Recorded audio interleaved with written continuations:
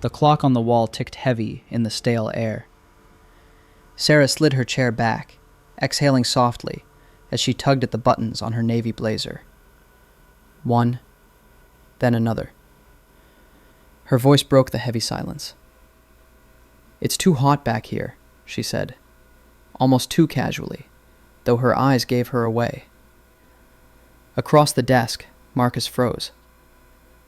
He was her boss, the meticulous type, who never allowed personal lines to blur. Yet in that moment, nothing about the air felt professional. The curtain lifted on a tension they'd both tiptoed around, but never dared walk straight into. Until now. Marcus swallowed hard, pretending to focus on the documents spread across his desk. But he wasn't reading anymore. He was calculating the risk, the distance between them, the sudden shift in the air that made his collar feel too tight. Sarah knew what she was doing. Her blazer now draped over her chair like a discarded pretense, and beneath it, her blouse clung in a way that demanded notice. She leaned slightly forward, asking about an appointment, while her tone lingered on words in a way that made them heavier than the syllables deserved. He had built walls around himself like a fortress. Professionalism had been his armor. But fortress walls can trap heat, and in that suffocating office, the air seemed to thicken with every stolen glance. Sarah adjusted a pen between her fingers as if it were nothing, yet his eyes followed the simple gesture like it had meaning. He hated himself for noticing, but he noticed anyway. Sarah could feel his restraint, see the way he avoided looking directly at her. To her, it was confirmation. Every day she'd watched him, his patience with clients, his control in meetings, his deliberate composure whenever she leaned too close while placing files on his desk. And still, he always held the line. That was why she respected him. And also why she couldn't resist testing him. If she could crack that facade even for a moment, she'd know the truth about what simmered between them. A bead of sweat matched the slow flutter in his chest. Papers slid in uneven piles on his desk as he shifted them without reason. The office fan rattled weakly, as though mocking his attempt at control. "You're sure you're comfortable?" he asked, the words purposely flattened, but she heard the weakness hiding underneath. She smiled, small, controlled, but sharp enough to cut through the last of his detachment. Every brush of her sleeve, every moment her gaze lingered too long. These were not accidents. She was bold now, emboldened more each time he chose silence instead of dismissal. She had discovered a kind of power, subtle but undeniable, and she wielded it with growing confidence. And when she leaned a fraction closer to pass him a folder, her perfume following like a challenge, he caught his breath. That was when his hand lingered an instant too long, thumb grazing the edge of the page she still held. Sarah felt the spark. He didn't pull back, not at once, just long enough to let her know the act was no longer one-sided. He tried to mask it, clearing his throat, setting the file aside with almost surgical precision. But to her, the evidence was already written in the air. The professional mask he wore so well had cracked. And through the fracture, the truth was visible for the first time. He wanted exactly what she wanted. The hum of the weak fan filled the silence, and Marcus finally let his gaze land fully on her. No pretenses now. His hand stilled on the desk, and his voice came low, taut with something he couldn't hide anymore. "Sarah, you know this isn't harmless." She didn't flinch. Her chin lifted slightly, and a small smile curved her lips, as if she had been waiting for these words to finally break free. "I know exactly what it is," she said. Her tone was calm, almost rehearsed, and it unsettled him more than her open blouse or her bold stare. She wasn't fumbling into this by accident. She was standing inside the fire because she had chosen to be here. Marcus leaned back in his chair, eyes narrowing, as though distance alone could restore the balance between them. But the balance was gone. He had crossed it with that one sentence, and she knew it. That knowledge put a tremor in the air, more dangerous than any storm outside their walls. "You've been testing me," he admitted. His voice cracked at the edges, softer than he meant. "Every late file you deliver with an extra smile. Every little pause before you turn away. You think I don't notice, but I do. Sarah's laugh was quiet, short, but deliberate. Good, she said. I wanted you to notice. I wanted you to finally admit what you see. Her words carried no trace of shyness. They landed like markers in the sand, declaring that this moment wasn't accidental. It had been mapped. He rubbed his temple, torn between the steel bars of his role and the fire of his desire. If someone walked in right now...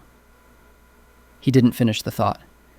Both of them imagined careers shattered, reputations destroyed in whispers that spread faster than wildfire. And yet, she leaned closer instead of drawing back, her eyes locked on his.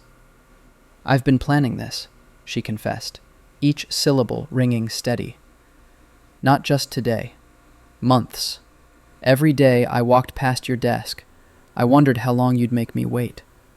You think you've been holding the line, but really, you've been feeding the tension. The confession knocked the wind straight out of him.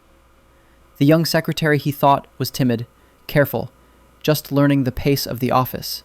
She wasn't that at all. She had been orchestrating every look, every pause, every heat-laden silence. It was him who was caught in her design, not the other way around. The power shifted so abruptly he felt it like vertigo. His authority, which usually defined every conversation, suddenly meant nothing. He was the one second-guessing, trapped in her rhythm. You're not who I thought, he said quietly, more to himself than to her. Sarah's lips softened. And you're exactly who I thought. Careful. Controlled. Afraid of what happens if you step 1 inch over the line. But Marcus. She let his name hang just long enough to make his chest tighten. I'm already standing across it, and I'm not stepping back. The silence after those words was heavier than any paper stack. He heard the window rattle faintly under the weight of summer heat, but it was only background to the pounding of his heart. What if we regret this? He asked finally. His voice carried both longing and dread. Then we regret it together, she said. No hesitation. No fear. The way her eyes held his told him the point of no return had already passed.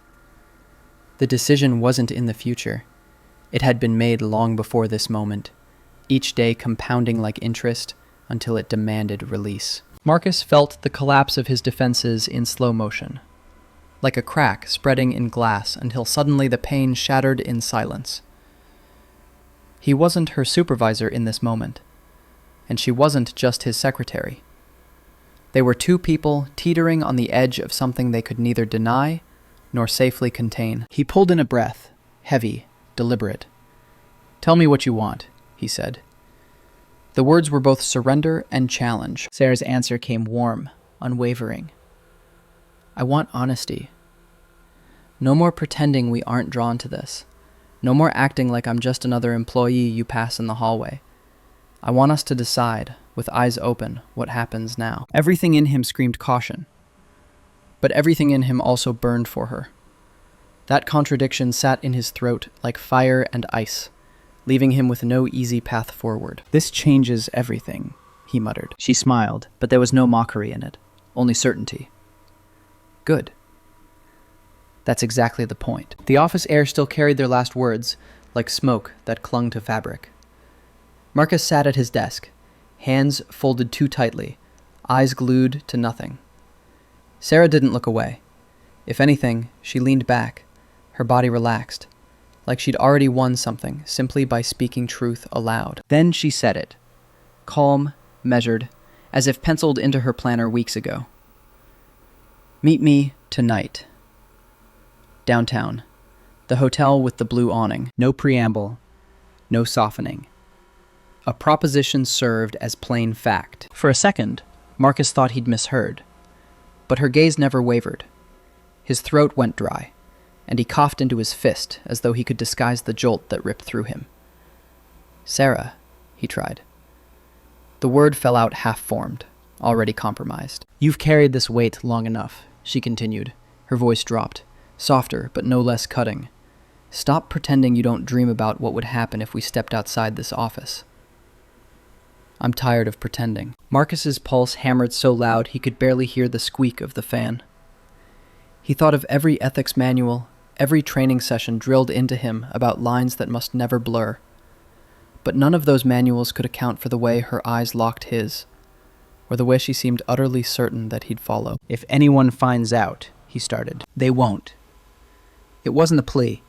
It was a fact, spoken with steady conviction. "This is ours. Just us. Just us. No paper trail, no gossip, no slip." He wanted to believe her. Part of him already did, but consequences crowded his head. His career, immaculate until now, his reputation, carefully carved. He imagined whispers slithering down hallways, phones buzzing with scandal. He could almost hear the judgment. That fear sliced into him, even as another truth pressed harder. He wanted her. The wanting wasn't abstract anymore. It was immediate and physical, like heat radiating inside his chest. "You realize what you're asking," he managed. "I'm asking for honesty," she replied again, echoing her earlier demand. She leaned forward, voice slowing into deliberate cadence. "I want you to see me as a woman, not just in the Genda Keeper. I want you to know how it feels when I've been dreaming of your touch every single night. And I want you to stop playing safe long enough to remember you're alive." The words hit him with more force than her unbuttoned blazer earlier. They stripped him bare, left him no place to hide. A sharp knock from the outer office made him sit up rigid, composing his face until whoever peeked in would only see a normal boss behind a normal desk. The interruption passed, heels clicking away. But the moment lingered like static on skin. "Tonight," she whispered now, low enough that only he could hear. 7 o'clock. Room key waiting at the desk. You'll know which one." Then she stood, as though their conversation had been about appointment times. She gathered a folder, adjusted her skirt. But as she turned, she threw him one last glance over her shoulder. It was not coy or shy. It was commanding. A dare. The hours that followed dragged like chains. Marcus tried to drown himself, in spreadsheets, contracts, phone calls, anything. But the numbers blurred, his sentences tangled. Every tick of the clock was a reminder that 7 o'clock waited like a cliff edge. He considered canceling, rehearsed speeches in his mind about professionalism, about bad timing, about how dangerous this was. But those speeches fell flat even before they left his lips. Meanwhile, Sarah moved through the afternoon with unsettling ease. Her steps lighter, her smile sharper. When she finally left the office early, she carried herself not like someone sneaking, but someone preparing. She thought about the dress she'd hidden in the back of her closet, silk that never fit the fluorescent lights of the workplace. She thought about lipstick darker than the shade she wore at her desk. Each detail felt like a rebirth, a shedding of the secretary role stitched onto her each morning. By 5, Marcus was still staring at the wall. The hotel address burned in his brain. He imagined her waiting, every hour closer making her less an illusion and more real. Pressure mounted until it became unbearable stillness, the kind that only one decision could break. At 6:30, he closed the final folder, placed his pen deliberately aside, and stood. His reflection on the office window looked older, burdened, but also awake in a way he hadn't seen in years. He whispered to the empty room. One night. Just one night. And though he didn't fully believe himself, he pulled on his jacket and walked out anyway. The streets outside pulsed with neon, the summer night alive with voices and car horns. Marcus stood in the hotel lobby, frozen in the sharp smell of polished marble and faint cologne drifting from strangers. He almost turned back, the tug of consequence clawing at him even now. But when he lifted his eyes, there was her reflection in the glass door. Sarah stepping in, dressed not like his secretary, but like someone he had never fully met. The change was subtle, yet complete. The silk of her dress whispering with each step, her confidence wrapped tighter than fabric. She didn't smile right away, only let her gaze settle on him, as though asking one final time if he had the courage to step forward. He did. Against reason, against fear, he did. They went up together in silence, the elevator humming like a held breath. His heart drummed loud in his chest, and he wondered how visible it was, how much she could feel the tremor in the confined space. Sarah's hand brushed his arm once, casually, to steady herself, but the heat of that tiny touch coursed through him like fire lit under skin. By the time the ding announced their floor, his restraint was already unraveling. Inside the room, she didn't pause. She set her small purse down, turned toward him with the same certainty she had at his office desk. Yet now, stripped of fluorescent lights and rules, her certainty held a different weight. She unpinned her hair, letting it fall, and the gesture alone was enough to silence everything else inside his head. "What now?" He whispered hoarse, his voice proof of how deeply he wanted, how deeply he feared, too. "Now," she said, stepping closer, "we stop pretending." The first contact was shy only for a fraction of a second. Then months of suppressed longing crashed into each other and erased hesitation. His arms around her felt inevitable, her hands at his back firm, pulling him down into her gravity. Every beat of the distant city blurred. The world shrank to the space between them and the raw intensity sparking as they touched. Her kiss was not tentative. It was declarative. Marcus realized in an instant that the composed assistant he'd known was only one mask of her. Beneath it lived a passionate architect who had shaped this moment with intent. She wasn't waiting to be chosen. She had chosen already. In that surrender, he discovered new parts of himself too. For years, he had defined himself as strict, unshakable, unbending in boundaries. But boundaries meant little against the tide now engulfing him. He didn't feel like her superior or mentor. He felt like a man unhooked from chains. Time slipped strangely inside that hotel room. Every second was louder, sharper. Yet hours vanished like mist. Their voices dropped to murmurs, their laughter brief, jagged, surprised by how much weight finally being honest could toss aside. They spoke little at first, bodies carrying conversations words could never complete. Then, in the quieter spaces, truth crept through. Confessions of how long they had wanted. How each morning, greeting at the office, masked restless nights. Sarah's eyes gleamed not with conquest, but with relief, like finally setting something heavy down. She whispered how she had feared he might never see her beyond the tidy role she performed.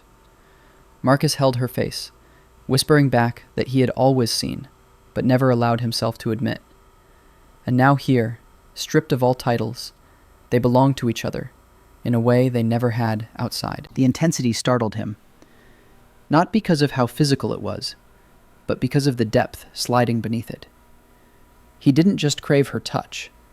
He craved the fearless way she claimed her desires, craved the sharpness of her mind, revealed in how meticulously she chased this outcome. She made him feel awake, as though he'd lived years in grayscale, and now stumbled into color too bright to fully comprehend. At some point, lying beside her on disarrayed sheets, the city hum leaking through closed curtains, he realized this wouldn't be contained. This wasn't a brief detour he could fold up and pack away on Monday morning. The way she rested against him, steady and unashamed, proved that walls had collapsed forever. "This changes everything," he murmured again, echoing his words from earlier. Only now they held no threat, only awe. Sarah turned her head against his shoulder, her voice calm and certain. "That's the point." And lying there, Marcus finally understood. They hadn't just crossed a line. They had erased it. Whatever came next, risk or ruin, they would face it not as boss and secretary, but as two people who had chosen to finally stop denying what was already true. Morning filtered through pale hotel curtains, catching the edge of the chair where her dress hung, and the heap of his jacket on the floor. Marcus woke first. For a moment, he forgot where he was. The bed beneath him felt unfamiliar, the quiet around him too still. Then the warmth of her shoulder reminded him. Sarah lay curled at his side, hair tumbled against the pillow, breathing deep and steady. A rush of memory hit him all at once. The elevator, the room, the words whispered against skin. Everything he'd vowed he'd never do had happened, and instead of guilt crushing him instantly, what he felt was lighter, stranger, like a weight removed, though another just as heavy slipped into its place. Sarah stirred, humming faintly as her eyes blinked open. She looked at him. No hesitation, no shame, only calm awareness. Then she smiled. Not the careful workplace smile she offered across a desk, but something unguarded.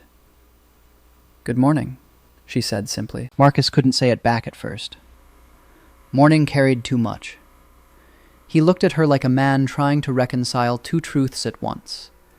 The secretary who had filed notes for him yesterday, and the woman now lying with bare honesty beside him. He managed finally, voice rough from sleep. "Good morning." They didn't rush. The world outside moved, but inside that room they floated in aftershock. Eventually Marcus sat up, rubbing his face. "We can't undo this," he whispered, not accusing, just stating fact. Sarah pushed herself up, hugging her knees. "I don't want to undo it." Her certainty cut through the fog. She tucked a strand of hair behind her ear before adding, "You keep framing this as a mistake, waiting for regret. But what if it's the first true decision we've made in months?" He turned, startled by the precision of her thought. She wasn't shaken. If anything, she seemed surer than he had ever seen her. She pressed on. "At work, I keep everything flawless. Every calendar, every typed line. But inside, I've been restless. Last night, for once, I didn't hide it." Her words lit an ache inside him. For years, he had defined himself by discipline. But Sarah was right. Discipline had slid into numbness. His life stacked with papers, but short on breath. When she had looked at him last night and said she wanted honesty, she hadn't just demanded it. She'd given him permission to admit he wanted more than routine. He reached out, covering her hand. Quiet lingered, deep and bare. "This changes everything," he repeated, softer than before. "And that's what you need to accept," she replied. "We don't have to tell anyone. We don't have to make declarations. But between us, the line doesn't exist anymore." Back at the office, fluorescent lights would resume their hum, phones would ring, schedules would pile. But buried under that ordinary rhythm would be this new reality, throbbing at the edges, shifting everything. They both understood it without saying. Marcus thought of the risks again. His position, the gossip, even the possibility of losing what he had built. Yet when he imagined stepping back, pretending it didn't happen, pretending she was only his efficient assistant again, the thought hollowed him out. Once you know color, grayscale can't satisfy. Sarah tilted her chin, sensing his conflict. "You're scared." "I'm not. Not anymore." Her voice was gentle, but there was power in it. "I found something I wasn't willing to bury again. And if you choose fear, then fine.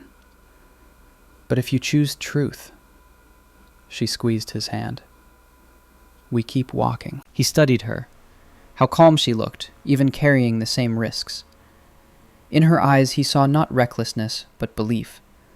That living fully was worth consequences. That morning ended not with tight vows or panic, but with a smaller, quieter truce. They dressed slowly. He adjusted his tie while she smoothed her skirt, each preparing to re-enter a world that would see only routine. Yet every glance they shared as they moved around that room told them the secret now stitched between them. At checkout, she went first, confident steps echoing in the lobby. He followed 5 minutes later, his face the picture of professionalism again. But beneath the crisp knot of his tie burned the undeniable memory of her voice, her certainty, her skin against his. They both knew. Their office would never be simply office again. They had carved a private territory no one else could see, and it thrummed beneath every ordinary act. And though danger loomed, neither would trade it back. They had stepped into a dangerous reality, but one they'd chosen, together. By Monday, the office hummed in its usual rhythm. Keyboards clacking, phones ringing, muted conversations drifting from conference rooms. Yet for Marcus, the air was anything but ordinary. He walked the corridor with a crisp expression, the polished mask firmly in place. Still, his pulse betrayed him, quickening at every thought of Sarah seated just outside his door. She was already at her desk when he arrived. Blazer fitted, hairpin smooth, posture steady. From a distance, she looked like the same efficient assistant the staff saw every day. But when her eyes flicked up to meet his, he caught the difference. A spark lived there now, unhidden, but subtle enough to escape anyone else's notice. Her lips curved into a faint smile, and just like that, the weekend returned in a flood of memory. Throughout the morning, they moved through their roles seamlessly. Files delivered, calls transferred, meetings checked off with professional precision. No errors, no stumbles. Yet beneath every simple exchange, a new layer pulsed. When she leaned in to place papers before him, her hand brushed too briefly against his. When she typed notes during a meeting, her ankle grazed his under the table before withdrawing. Small enough to pass as accidents, large enough to set his veins alight. The danger of it should have steeled him, but instead it made him sharper, more alive to each moment. He found himself anticipating their silent games, the elongated pause before she handed him a pen, the glimmer in her gaze when they walked past each other in the hallway. Every gesture whispered, "We know." At lunch, colleagues clustered around the break room. Marcus joined briefly, answering questions on policy, but his attention snagged each time Sarah laughed softly at another assistant's joke, her sideways glance landing squarely on him. It was effortless theater, carried out between lines of conversation no one else registered. By late afternoon, the heat of their secret crackled like electricity under polished floors. Sarah slipped into his office with updated reports, her voice professional but pitched lower, nearly a whisper. "Don't forget, some lines can't be redrawn." Then she placed the folder before him and left, her calm stride daring him to linger on her words. He sat, frozen, her sentence echoing louder than boardroom arguments ever had. Some lines can't be redrawn. And he knew she was right. When evening came and desks emptied, Marcus still sifted through paperwork only half seen. Sarah gathered her bag, adjusted her blazer, and paused at the door. Their eyes locked for one silent second, her knowing look carrying both promise and warning. Then she was gone, leaving the faint smell of her perfume and the unspoken agreement that nothing was the same. That night, long after lights had gone dark across the building, Marcus lingered at his desk. He caught his reflection in the office glass. Collar neat, tie straight, expression composed. Still, he knew the truth. Behind those practiced lines sat a man no longer untouched by risk. Somewhere across town, Sarah was adjusting her blazer as well. But now it wasn't armor. It was declaration. She had shifted the ground beneath them, and he had chosen to follow. And you have to ask yourself, if it were you, would you have stepped across that line? Tell me below, and if you want more stories carved from secrets, fire, and impossible choices, the next one is waiting.